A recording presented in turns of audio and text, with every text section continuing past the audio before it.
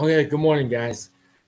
This is an entry for the Culture Proof video diary. You know what? I just finished reading the shooting in Benton, Kentucky, and guess what? It's very easy to profile a country. You know what I mean? When you read something like that, before you even read it, you want to profile a country, profile like a country. But what I know to be true is that at the same time I'm reading an article about like a mom and a grandmother who locked their kid in a basement and was about to take off and run away from authorities to Oklahoma. So I'm all for moms demand action.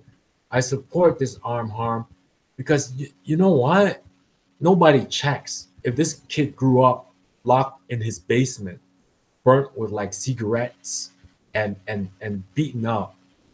Lately there's been a couple of stories like that where the babysitter finds the kid locked in the basement and bruised, or like the mom and single mom and her mother and their father or whatever, all drunks and alcoholics, and the kid grows up with cigarette burns and stuff. And like they're always moving around evading the law.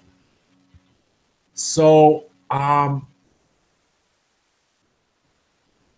so up to a point they're not on the radar, you know, and then something like this spills over into the Benton, Kentucky shooting. So somebody said, I don't really care about the shooter or how much pain he was going through. And then it's very easy to profile a country and say they're hard, but then look at the source of it is like drunk parents. We imagine every poor person like a DECA person, a DECA dreamer, or a first generation Harvard student or something.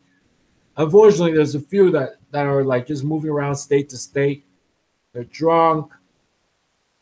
They're taking meth, ice. They're smoking ice on a regular basis. They lock their kids, little children in the basement, beat them up, burn cigarettes, and then one day something like this happens. So that is what I know to be true.